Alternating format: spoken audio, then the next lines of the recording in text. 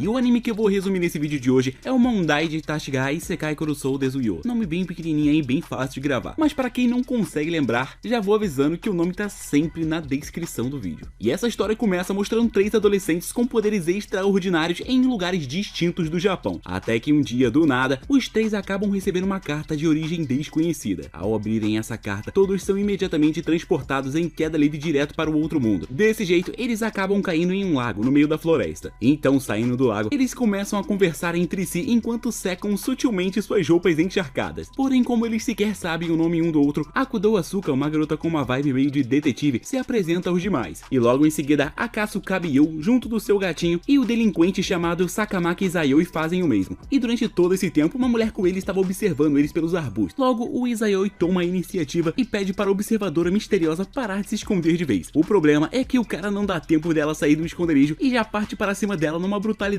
absurda. As outras duas garotas fazem o mesmo e, usando seus poderes, elas conseguem encurralar a pobre coelhinha. E ao passar um pouco de aperto aí com os 3, a coelhinha começa a explicar um pouco sobre a situação de cada um deles. Basicamente, eles estão em um lugar que se chama Pequeno Mundo, e nele ocorre algo chamado de Jogo dos Dons, e esse é o principal motivo pelo qual eles vieram para esse mundo. Após ouvir isso, a Yu pergunta mais sobre esses jogos e a coelhinha responde dizendo que são basicamente competições onde os jogadores apostam alguma coisa e com isso eles ganham ou perdem algo, bem estilo No Game No Life mesmo. Porém, essas apostas são geralmente feitas em disputas onde os poderes que nesse mundo são chamados de bênçãos são utilizados. Poderes esses que na maioria das vezes foram dados por deuses, espíritos ou até mesmo demônios. E por ser algo complexo demais de se entender, a coelha decide fazer um jogo simples como demonstração. Não só isso, mas esse jogo vai funcionar como uma espécie de teste para os 3. Então, uma mesa de poker simplesmente aparece caindo no chão. E o jogo que a coelha propõe é simples: achar uma carta de figura no meio de um baralho de 52 cartas. E todos podem usar qualquer método que quiserem para fazer isso, desde que eles não violem as regras. Para essa primeira disputa, a coelhinha diz que eles não precisam apostar nada, e se eles ganharem, eles podem pedir qualquer coisa para ela, desde que não envolva usar o corpo dela para coisas maléficas. O pessoal aceita participar do joguinho e do nada, um pergaminho estranho aparece na frente deles. Acontece que esse negócio se chama pergaminho de guias, sendo ele basicamente um resumão das regras desse jogo. Desse modo, após estarem cientes de tudo e darem uma checada marota nas cartas do baralho, a coelha, que todo mundo chama de Preta, dá início ao jogo. E bom, o Izayoi decide ir primeiro, mas o maluco já chega escolhendo, dando um porradão na mesa que levanta um monte de cartas para o ar. Nisso fica fácil para as outras duas também escolherem suas cartas e ganharem o jogo facilmente. E ao ver que todos ganharam dela e querem muito ficar nesse mundo, a coelha encerra o jogo e os leva até uma das cúpulas do lugar, mais especificamente até a comunidade em que ela faz parte. Lá ela apresenta todos para o líder dessa comunidade, que no caso é um garotinho chamado Jin, e sim, é uma criança. Porém, quando a coelha faz isso, ela percebe que o Izayoi sumiu, e ao perguntar para as outras duas garotas aonde o Izayoi foi, elas respondem dizendo que o cara foi dar uma voltinha aí para ver o fim desse mundo. Com esse problema em mãos, a coelha pede para o Jin guiar o pessoal daqui para frente. Feito isso, ela ativa uma forma meio diferenciada que basicamente muda a cor do seu cabelo e vai atrás do nosso protagonista delinquente. Ao ver essa forma da coelha, a Akudou fica impressionada com a velocidade dela, e o Jin explica que o motivo pelo qual ela pode correr tão rápido é que basicamente os coelhos como ela são servos dos fundadores desse mundinho. Deixando isso de lado, a criança prossegue guiando a Akudou e a Kasukabe, sei lá o nome dessa garota aí, para dentro da cúpula. Ao entrarem nela, elas veem que apesar do teto estar coberto por fora, do lado de dentro é possível ver o céu. E ao perguntarem mais sobre isso, o Jin fala que isso foi feito por conta da grande variedade de raças que o pequeno mundo abriga. Resumindo, isso foi feito para criaturas como vampiros ou outras merdas aí não sejam prejudicados pela luz do sol. E após explicar isso, o menino convida as duas para comerem algo. Afinal de contas, as duas passaram o dia inteiro caminhando. Elas aceitam a proposta e partem para uma mesa de um restaurante ali perto. E enquanto faziam aí o pedido, o gato da Kasukabe dá uma de garanhão e manda uma cantada para a atendente. E por incrível que pareça, a atendente entende o que ele fala, pois ela é um híbrido de gato e humano. Então, nesse momento, a própria Kasukabe Yu fica surpresa. Tudo isso porque ela pensava que ela era a única que entendia o que o seu gato falava. Porém, no fim, quem ficou mais surpresa nessa parada aí foi a Akudou, que acabou descobrindo aí que a companheira dela entende as palavras que os animais falam. Ao ouvirem isso, o Jin e a Akudou ficam bem impressionados com o poder dela, mas eles nem mesmo têm tempo para conversar direito, pois um homem gigante aparece sentando na mesa junto deles, interrompendo a conversa. Nesse momento, a cena corta aí para a coelha procurando pelo Izayoi, e ela está muito preocupada com o moleque. Tudo isso porque a área onde ele foi é o lugar onde os deuses fazem seus joguinhos. Logo, se o Izayoi for desafiado por um desses deuses, o cara pode acabar falecendo ou se tornando um escravo de alguém. E quando ela o encontra, ela percebe que já era tarde demais. Lá estavam o Izayoi e o deus da água trocando aquele X1 sincero. Contudo, como o confronto aí já se encontrava meio que perto do seu fim, o deus da água desfere um golpe poderoso contra o nosso protagonista. E segundo esse deus da água, se o Izayoi sobrevivesse a esse golpe, ele seria o vencedor. Porém, o nosso protagonista, sem fazer esforço nenhum, sobrevive a esse golpe e ainda mete um chutão na cara desse deus. E ao fazer isso, ele acaba desmaiando o bichão. E como recompensa por ter ganhado do cara, ele recebe uma fonte de água renovada, que deve ser útil para fazer alguma coisa. Mas como ele não tem interesse nesse item, ele dá isso pra coelhinha. No fim, ele pergunta para a coelha o porquê dele ter chamado ele e as outras pessoas aí que vieram com ele até esse mundo. Primeiramente, a coelhinha tenta dar aquele migué, mas como o Izayoi não é burro, ele deduz que a comunidade a qual a coelhinha faz parte provavelmente é fraca demais ou está em declínio. E bom, é basicamente isso mesmo que está acontecendo. Sem escolhas, a coelha começa a dizer mais sobre o assunto. Ela explica que comunidades são como países no pequeno mundo, e a comunidade que ela faz é uma das mais grandes. Porém, em apenas uma noite, essa comunidade acabou perdendo todo o seu poder. Basicamente, a comunidade dela foi vítima de um rei demônio, um dos piores pesadelos desse mundo. Além de não poder se negar a um desafio deles, todos esses inimigos são absurdamente fortes. Por conta disso, a comunidade do Jin foi derrotada no Jogo dos Dons, o que por fim ocasionou na perda do nome da comunidade deles e na flâmula da mesma. E atualmente, essa comunidade não tem pessoas o suficiente para recuperar a sua reputação. Basicamente, além da coelha e do Jin, o restante dos membros desse grupo são crianças com menos de 10 anos de idade que sequer têm poder para participar dos Jogos de Dons. E por isso, a coelhinha precisa que o Izayoi e o seu grupo ajude ela a reconstruir a comunidade que um dia eles já foram. Em resposta, o nosso protagonista concorda, pois ele acha que tudo isso pode ser muito divertido. E ele até mesmo acha meio romântico ajudar essa comunidade. Dito isso, a cena corta de volta para o restaurante. Lá, um homem gigante chamado Galdo convida as duas meninas para fazerem parte da sua comunidade, alegando que a comunidade dele é muito melhor que a do Jin, e que ele nunca perdeu um jogo de dom onde as suas flâmulas foram apostadas. Em resposta, as duas recusam o cara, já que elas dizem não ter vindo para esse mundo para ter facilidades, o bagulho dela é tryhardar. Ao ouvir isso, o Galdo fica pistola e tenta partir para a violência. Porém, a Kudou impediu isso usando seu poder, que no caso é o poder de fazer as outras pessoas obedecerem às suas ordens. E após influenciar o cara com o seu poder, ela o obriga a responder algumas perguntinhas. Durante esse interrogatório, o Galdo revela que a comunidade dele sequestra crianças e mulheres dos inimigos para chantageá-los a participarem de seus joguinhos. Então, a Kudou pergunta onde estão sequestrados, e o Galdo diz que já matou todos. Não só isso, mas o cara disse que se alguém descobrir que a comunidade dele faz isso, eles provavelmente iriam passar por muitos problemas. Enojada, a Kudou libera o homem do poder que o prendia, e o cara vai lá e se transforma numa enorme fera e parte para cima dela. Porém, a Kasukabe rapidamente o imobiliza. Com o tigrezinho contra o chão, eles o chantageiam a realizarem um jogo dos dons contra a comunidade deles. E sem muitas escolhas a serem feitas, o Galdo aceita. Um tempo depois, ao contarem isso à coelha, vemos que a coelhinha ficou em choque, mas a confusão já foi arrumada, então não tem muito o que reclamar. E como esse jogo vai ser no dia seguinte, a coelha os leva até os Mil Olhos, que no caso é uma comunidade de trocas que sabe bastante sobre o pequeno mundo. E eles foram até lá para avaliarem os seus poderes nesse mundo. Chegando lá, eles se encontram com a veterana dos Mil Olhos, a famosa Shiroyasha. E ao conversarem com essa Shiroyasha, eles descobrem que ela é muito forte. Então, eles a desafiam para um joguinho. Ela aceita e rapidamente os leva até um tabuleiro enorme, revelando ser o Rei Demônio da Noite Branca. Nisso, o pessoal arrega e ao invés de jogarem um jogo contra ela, eles simplesmente fazem um testezinho. O teste consiste em montar em cima de um grifo e dar uma volta nele ao redor do grande tabuleiro, só que sem cair. A Kasukabe se oferece para cumprir o desafio, dando até mesmo a sua vida como garantia. Então, ela monta em cima do grifo e ele parte em alta velocidade correndo pelo ar. E após várias piruetas em alta velocidade, a Kasukabe finalmente cumpre o objetivo. Por conta disso, o Izayoi determina que as habilidades da menina não são somente as de se comunicar com animais, mas também a de copiar as habilidades de outras criaturas. No fim do desafio, o grifo se despede e a Shiroyasha finalmente avalia os nossos 3 personagens. Obviamente eles viram que são muito fortes e depois disso eles encerraram esse assunto que tinha aí pra ser feito. E no começo do próximo episódio, todos vão até a terra desolada da comunidade sem nome. Lá a coelha coloca aquela árvore estranha, que o Izayoi ganhou do deus da água em uma espécie de altar, o que acaba fazendo jorrar muito H2O naquele lugar que parece um deserto. Com o problema do abastecimento resolvido, agora de noite, todos decidem finalmente descansar. Porém, nesse mesmo tempo, alguns gatunos tentam invadir o território deles. Só que o Izayoi já estava imaginando que isso iria acontecer e os impede. Acontece que esses são homens que foram chantageados pelo Galdo. E vendo a força do Izayoi, eles pedem para que o cara derrote esse desgraçado. Mas ele se nega, dizendo que quem vai acabar com o Galdo e todos os reis demônios é o Jin, que por coincidência estava do seu lado nesse momento. Mais tarde, nessa noite, o Jin pergunta o que aquilo era para ser. O Izayoi então responde que como não há nada para simbolizar a organização deles, porque eles perderam o nome deles, a marca deles, ele vai usar o nome do Jin para tornar a organização conhecida, transformando o Jin no líder da comunidade que declarou a morte de todos os reis demônios. E para fazer isso se tornar um sucesso, eles terão que vencer esse jogo aí contra o Galdo. Dessa maneira, eles vão conseguir a atenção de todo tipo de gente e talvez eles consigam até mesmo pessoas que querem lutar ao lado deles. Nisso, o Jin revela que uma companheira deles, que era até mesmo um rei demônio, poderia acabar decidindo ajudá-los. O problema é que ela está nesse exato momento sendo tratada como uma escrava. E após obter essa nova informação, o Izayoi promete ao Jin que ele vai vai vencer esse jogo contra o Galdo e depois ele vai salvar essa companheira deles. Porém, se ele perder essa batalha contra o Galdo, o Izayoi diz que vai sair da comunidade do Jin. O Jin concorda com esses termos e quando amanhece, a hora finalmente chega, a hora do duelo. Então, com todos em frente à residência do Galdo, que por algum motivo virou uma selva, encontram um pergaminho de guias, que determina a condição de vitória como matar o Galdo. E para matá-lo, eles precisam usar uma arma aí pré-estabelecida nos termos das regras que vai se encontrar aí dentro dessa selva. Após lerem as regras, Akudou e a Kasukabin ficam de boas e saem entrando na floresta. Já o Jin simplesmente as segue. E por incrível que pareça, o Izayoi e a coelha não vão participar desse jogo, deixando aí o Jin e as duas garotas por conta própria. E enquanto os três caminhavam pela floresta, eles conseguem localizar a posição do alvo, o que os leva até uma mansão muito bagunçada. Lá dentro, em um dos quartos, está o Galdo, em uma forma de tigre descontrolado. E junto dele está uma cruz em forma de espada de prata, que no caso é a arma para matá-lo. Nesse momento, Akudou tenta imobilizar o Furry com seu poder, porém sem sucesso, ela é obrigada a ver o Galdo partindo para cima dela. Nesse momento, a Kasukabin impede o cara na força bruta. E como as coisas estão ficando cada vez mais difíceis, Akudou usa o seu poder para ordenar que o Jin saia dali. E como o cara foi obrigado, ele só obedece. Só que a criança levou Akudou junto dele nos braços para fora, deixando a menina do gato sozinha para lutar. E só depois de caminhar muito, Akudou finalmente o ordena a parar. Um tempo depois, enquanto os dois discutiam sobre o possível envolvimento de um rei demônio vampiro nessa disputa, a Kasukabin aparece diante deles toda ensanguentada, chegando até mesmo a desmaiar. Vendo essa cena, Akudou pede para o Jin cuidar da amiga dela e parte com a espada de prata em mãos para derrotar o Tigrão dos Sucrilhos. Nisso, ela incendeia a casa onde o Galdo estava e o atrai para dentro da floresta. E quando eles finalmente ficam frente a frente, Akudou usa o seu poder para fazer as plantinhas aí prenderem o Tigrão descontrolado. E uma das habilidades do seu poder permite que ela controle vários dons existentes. Então, de alguma forma, ela consegue força o suficiente para acabar com o Galdo num único golpe, encerrando assim este jogo. E após isso acontecer, a coelha leva a Kasukabin até um dos estúdios da comunidade para tratá-la. E embora o pequeno garotinho não tenha feito nada, ele cumpriu a parte dele no contrato com o Izayoi. Então, ali mesmo, em frente aos sobreviventes da opressão do Galdo, os dois decidem já botar o plano em ação e espalhar o nome do Jin como o grande cara que vai acabar com a raça de todos os reis demônios. E por incrível que pareça, eles conseguem fazer isso super de boa. Mais tarde, nesse mesmo dia, enquanto a Kasukabin estava sendo tratada, uma garotinha invade a sala de estar onde o Izayoi estava. Ela desfere um ataque contra ele, mas o golpe é facilmente bloqueado. E isso aí acabou gerando um grande barulho que fez todos saírem dos seus quartos para verem o que estava acontecendo. Ao chegar no local da treta, todos veem que o Izayoi estava quase partindo aí para dar uns supapos na bichinha. Porém, ele foi interrompido aí pela coelha, que disse que essa é a amiga deles que está sendo mantida como escrava. Aparentemente, o nome dela é Letícia e ela é uma vampira de puro sangue. Não só isso, mas ela foi a pessoa que ajudou o Galdo na última batalha deles aí. Em resposta aí, a Letícia pede desculpas e diz que estava apenas testando a habilidade aí dos novos integrantes da comunidade dela. Deixando isso de lado por hora, a Letícia revela que o jogo dos dons, no qual ela estava como prêmio, foi cancelado. Logo, não tem mais como resgatá-la. Ao ouvir isso, Akudou sugere que ela se esconda ali mesmo. Porém, segundo a vampirinha, isso não daria certo. No fim, para sanar as preocupações da Letícia com a comunidade dela, o Izayoi diz para os dois fazerem um joguinho, no qual ele ganha de lavada. E isso aconteceu porque a Letícia já perdeu boa parte do seu poder. E antes de conseguir dizer o motivo pelo qual isso aconteceu, um raio que transforma tudo em pedra surge dos céus. Nesse momento, Akudou quase é atingida pelo raio. No entanto, a vampirinha Letícia tomou esse golpe no seu lugar e virou uma estátua. Acontece que quem jogou esse raio ali foi um pessoal da comunidade de Perseus, e eles fizeram isso para recuperar a Letícia. Tudo isso porque eles logo vão vender ela para um lugar de outro mundo. Ao descobrir isso, a coelha obviamente fica indignada e tenta partir para cima deles com tudo, mas o Izayoi a impede, dizendo que isso não resolveria o problema e que ela só estaria comprando briga à toa. E após resolver esse impasse, o Izayoi, Akudou e a coelhinha vão conversar com o líder da comunidade de Perseus, que atualmente se encontra na casinha da Shiroyasha. Lá eles tentam chegar em um consenso, mas o cara é um completo babaca, e segundo o cara, ele só vai dar a Letícia de volta se a coelha se tornar a vassala dele. Após ouvir isso, a coelhinha diz para o cara esperar um pouco porque ela vai discutir um pouco aí com outros membros da sua comunidade. Então, ao voltarem aos seus aposentos, Akudou e a coelhinha discutem pra valer. Uma quer se sacrificar pela organização, já a outra acha uma besteira fazer tudo isso. E como a discussão estava ficando feia, a Kasukabin aparece e separa a briga. No fim, as duas pedem desculpas uma à outra, porém isso ainda não resolveu o problema delas. E a única solução que a coelhinha conseguiu aí pensar para salvar a sua best friend levaria tempo demais para ser executada, sendo que eles têm pouquíssimo tempo. Então, como resposta para todos os problemas, o Izayoi aparece arrombando a porta do quarto, trazendo consigo 2 sacos que obtêm ordens que mostram a autoridade de desafiar uma lenda. E com isso eles vão conseguir realizar um duelo contra os Perseus. Então, na noite seguinte, vemos todos os nossos personagens principais aí indo em direção ao jogo dos dons contra os Perseus. E a condição para eles vencerem é derrotar o Laios, que está dentro dos seus aposentos sem ser visto por ninguém além dele. E quem for visto perde o direito de desafiá-lo. O problema é que os guardas do Perseus usam um dom que o amo deles tem para ficarem invisíveis. Então, estando em uma grande desvantagem vantagem, os nossos personagens principais bolam um plano sim, onde a Kudou vai distrair os guardas dos Perseus e a Kasukabe irá junto do Jin e da Izayoi para guiá-los até o líder inimigo sem serem vistos. Já a Coelha não pode ajudar nesse duelo por conta da sua autoridade como uma serva dos grandes deuses, então ela vai ficar de juíza. Mesmo sem ela, o plano funciona muito bem, e enquanto a Kudou fazia o seu papel, a Kasukabe ajuda o Izayoi e o Jin a arrumarem alguns dos elmos dos homens dos Perseus. Dessa maneira eles conseguem ficar invisíveis, o que torna todo o trajeto bem mais fácil. E apesar de tudo, a Kasukabe fica para trás como garantia de que os guardas não iriam atrapalhar os dois na batalha final. E ao chegarem no trono onde o Laios se encontrava, o desgraçado nem parte para lutar. Ao invés disso, ele começa a voar com o poder de suas botas e invoca um antigo rei demônio chamado Algol para fazer isso no seu lugar. Logo de cara, esse demônio já dispara um raio que transforma todos, menos os que estão na sala do trono, em pedra. A situação é complicada, mas o Izayoi não demonstra qualquer insegurança. E quando o Algol parte para dar um ataque direto nele, o delinquente simplesmente o para com uma mão. A luta entre os dois continua. Porém, o nosso protagonista está em completa vantagem. Afinal de contas, ele consegue parar qualquer tentativa de ataque contra ele. Vendo que as coisas não estão nada boas, o Laios ordena que o Algol dispare um mega feixe de luz negra, que supostamente é capaz de petrificar o mundo inteiro. Porém, por incrível que pareça, o Izayoi dá um chute nesse disparo, o que acaba o anulando, e logo em seguida ele dá um soco na testa desse rei demônio fracote. Com isso, o Jin e a coelhinha, que estavam assistindo tudo, concluem que o nosso protagonista, além de ser super forte, tem a habilidade de destruir completamente os dons das outras pessoas. Enfim, após terminar com essa batalha dando uma porrada bem dada no Laios, a comunidade de Perseus foi desfeita e a Letícia foi trazida de volta para a comunidade dos sem nome. No fim, o triozinho do Isekai decidiram fazer dela uma empregada. A coelha até tenta questionar isso, mas como a Letícia aceitou numa boa, não tem o que ser feito. No dia seguinte, todos fizeram uma festa aí ao ar livre para poder comemorar, enquanto observavam aí as estrelas cadentes no céu. No começo do episódio seguinte, a Kasukabe acha uma carta que a coelha estava escondendo e decide mostrá-la a Kudou e ao Izayoi. Essa carta fala de uma celebração da promoção do Dragão do Fogo, que é um grande festival com direito a vários jogos dos dons e ainda tem um evento principal. Porém, esse festival vai acontecer na região norte do Pequeno Mundo, e eles atualmente se encontram na região leste, e a distância entre essas duas regiões é de 980 mil quilômetros. Então, se eles não tiverem um portal astral que vai permitir dar aquele TPzinho maroto, eles não vão conseguir ir nesse evento. Porém, mesmo essa informação não é suficiente para desanimar os nossos personagens principais, e como resposta para este problema, eles se dirigem até a Shiroyasha e pedem para ela dar um jeitinho de resolver esse problema. A Shiroyasha entende completamente a situação deles, e até mesmo explica mais sobre o festival. Não só isso, mas ela pede uma ajudinha a eles, só que ela não revela direito o porquê dela querer essa ajudinha. Segundo a Shiroyasha, o líder da Salamandra, que também é mestre de nível do norte, está realizando esse festival para passar a sua posição para sua filha de 11 anos de idade. O nome dela é Sandora. Os mestres de nível, no caso, são os responsáveis por manter a paz e assegurar que as comunidades menores possam crescer, além de serem os encarregados a combater os reis demônios. E a Shiroyasha também é uma. E vemos aí que ela não tá fazendo seu trampo direito, né? E segundo a Shiroyasha, muita gente é contra a filhinha do cara de 11 anos assumir essa posição porque ela é muito jovem. E no meio de toda essa explicação da Shiroyasha, o pessoal pede para ela levá-los até o norte logo. Então, batendo palminhas, a Shiroyasha transporta todos ali em questão de segundos. E enquanto eles faziam esse fuzuê todo, a coelha estava desesperada correndo atrás deles, pois eles deixaram uma carta dizendo que se ela não os encontrasse antes do dia acabar, os três iriam sair da comunidade. E logo no momento em que eles pisam na terra do norte, a coelha logo em seguida aparece super irritada e captura a Kasukabe, mas os outros dois conseguem fugir. Entretanto, durante uma conversa entre a multidão, a coelha rapidamente acha e captura Kudou com a ajuda da Letícia, deixando apenas mais um fugitivo. E enquanto corria atrás dele, ambos acabam chamando muita atenção. Então, para encerrar as coisas de vez, eles decidem fazer um jogo de pega-pega, onde quem vencer pode ordenar o outro a fazer qualquer coisa. E enquanto isso, a Kudou junto da Letícia estavam comendo aí um crepe, quando do nada, elas veem uma fadinha estranha, e elas saem correndo atrás dela por pura curiosidade. Porém, a cena é cortada para a coelha e o Izayoi naquela disputa intensa. E em certo momento desse duelo, para tentar vencer o Izayoi, a coelha quebra uma grande parte de um relógio, fazendo-o desmoronar e causando grandes danos à cidade. Tudo isso para o duelo deles dar empate no final. Dessa maneira, os dois ganham o direito de dar uma ordem ao outro. Obviamente, o Izayoi fica muito irritado com o resultado, pois o cara só curte vencer. No entanto, ele não tem muito tempo para se preocupar com isso, já que a força policial da Salamandra aparece para averiguar o alvoroço. Nisso, eles são levados até a sala do trono para um julgamento dos Salamandras, e até mesmo se encontram com a Sandora e o seu irmão Mandola. A Sandora é uma menina muito gentil, e ela diz que não deveria haver nenhuma punição para o Izayoi e a coelha, já que milagrosamente durante o duelo deles, ninguém acabou se ferindo. Não só isso, mas a Shiroyasha prometeu consertar o prédio demolido. Após o julgamento, a Sandora deixa as formalidades de lado e começa a conversar livremente com seus amiguinhos. Porém, o irmão mais velho, o Mandola, não gosta nem um pouco dessa atitude toda da sua irmãzinha e fica indignado com tudo. E no decorrer dessa conversa, todos ficam sabendo de um certo rumor. E ao perguntar mais sobre esse rumor para Shiroyasha, ela menciona uma profecia do demônio Laplace. Essa profecia profecia fala que o Rei Demônio vai atacar o Festival dos Salamandras, e sabendo disso, ela chamou aí a comunidade dos Sem Nome para ajudá-la com isso, que no caso é a comunidade dos nossos personagens principais. E segundo a Shiroyasha, ela acredita que alguém aí de nível mestre pode estar envolvido nisso tudo, mas ela não tem certeza de nada. Depois disso, a cena corta para Kudou, que finalmente alcançou a fadinha e até mesmo fez amizade com ela. E uma dessas coisas que ela disse é que ela faz parte da comunidade de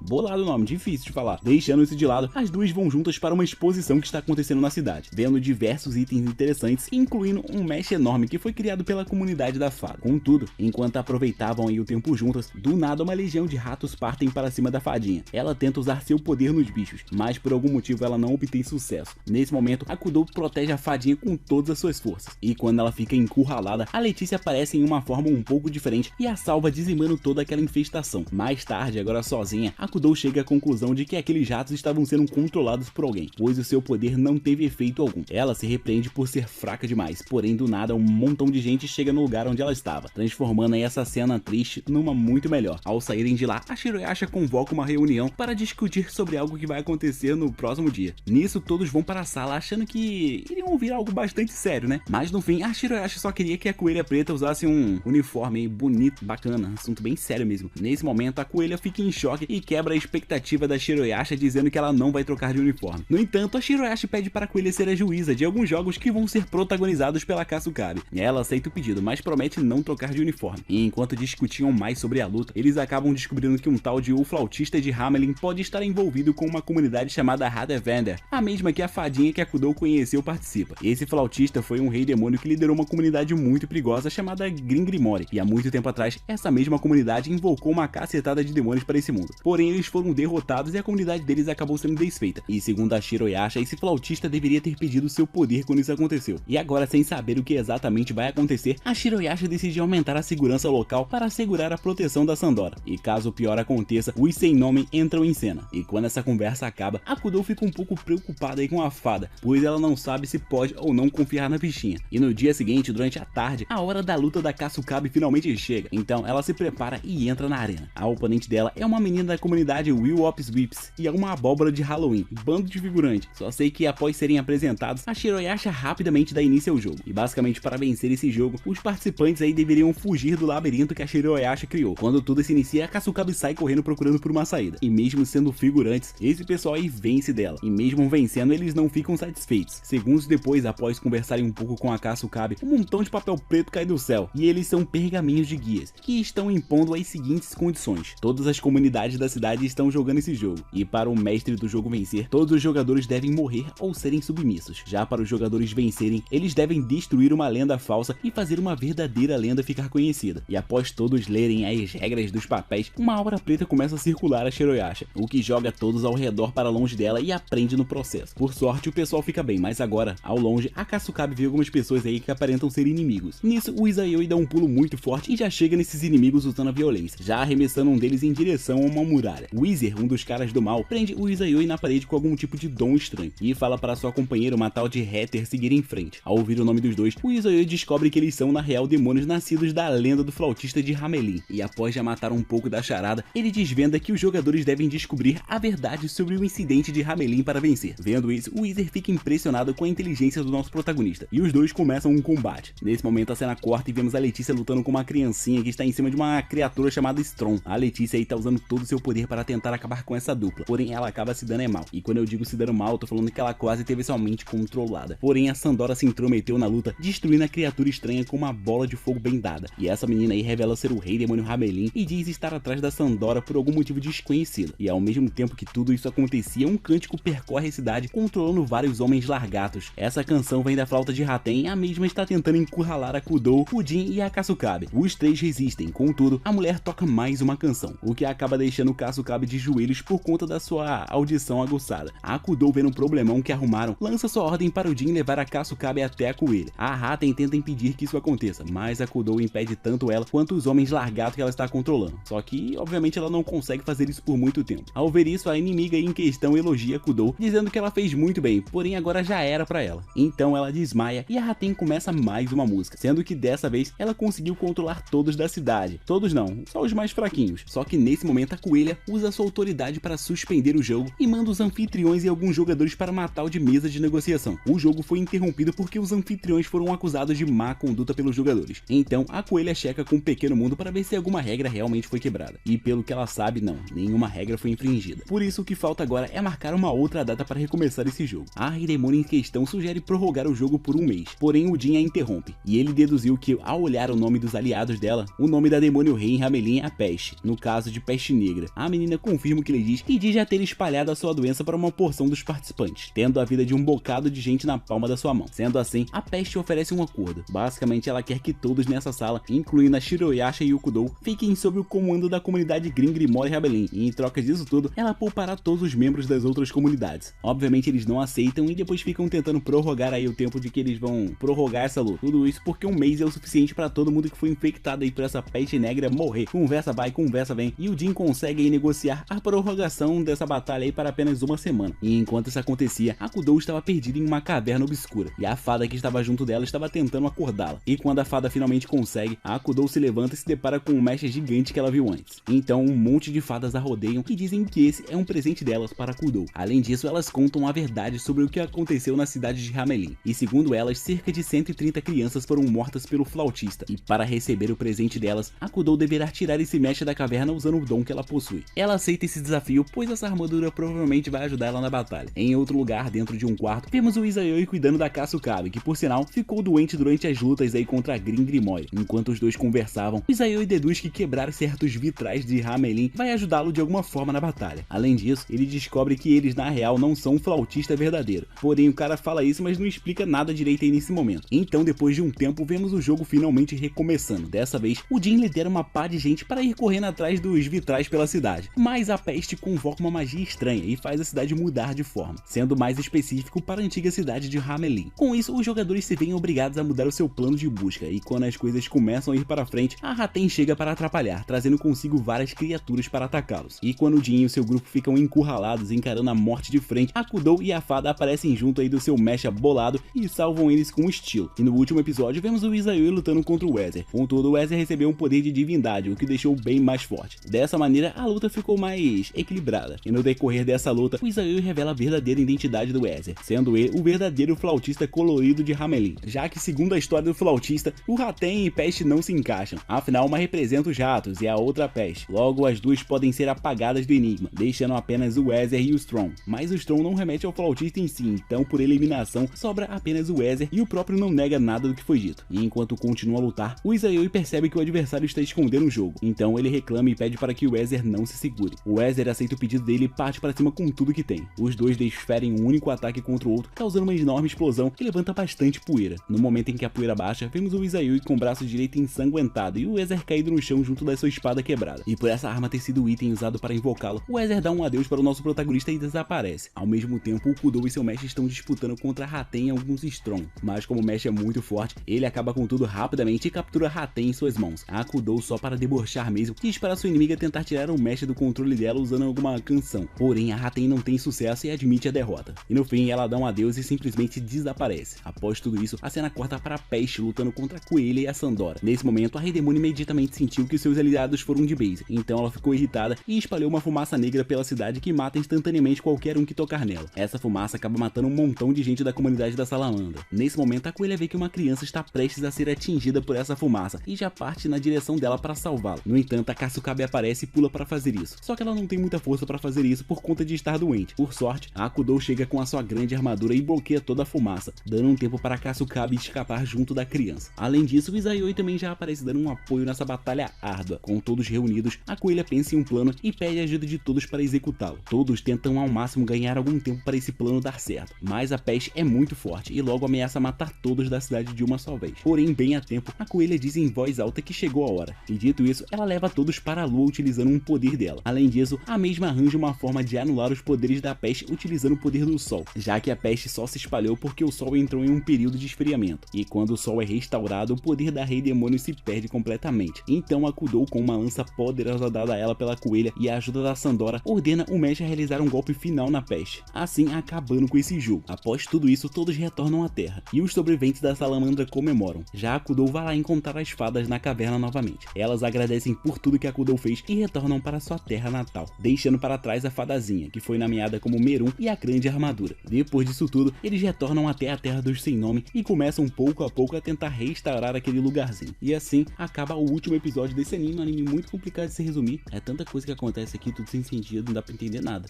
Mesmo assim, o anime é bom, eu gosto.